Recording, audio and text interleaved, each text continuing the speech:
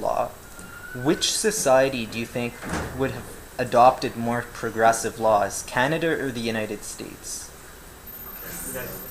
Yeah, United States by far. And it's surprising because in many issues Canada is very progressive, but animal law we're really lagging far behind. So the facts in the case of Rabideau.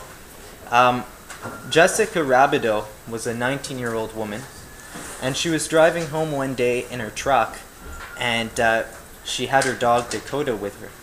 She pulls up in front of her house. Dakota gets out of the truck and crosses over to her neighbor's yard. And out in her neighbor's yard, her neighbor's dog is playing. And the two dogs start having an altercation. Now, her neighbor was a police officer in the city of Racine, which is, by the way, a very blue-collar area. It's one of the highest crime rates in the nation. So he obviously had to deal with that. So he comes out and he starts firing at Dakota, and he fires 3 shots because he felt that his dog was being aggressed. And Dakota was taken to the vet and later had to be put down as a result of these injuries. And when Jessica Rabideau learned that her dog had passed away from this incident, she was extremely distressed, and as a result of this traumatic incident, suffered mental anguish. So she decided to turn around and sue for the loss of her pet.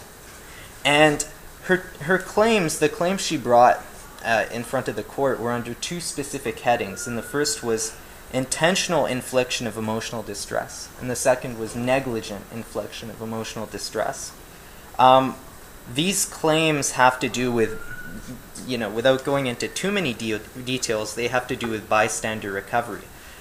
So when you witness an incident take place to a third person and you're extremely affected, you have a recourse through the courts.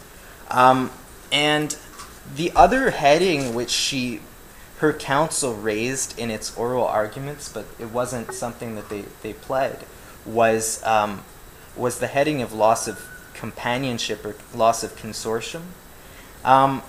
Loss of consortium is an interesting tort because it originated, bizarrely, as a right flowing from marital relations. And it used to be considered a century ago that a husband had these rights to his certain services from his wife, including sexual relations, household,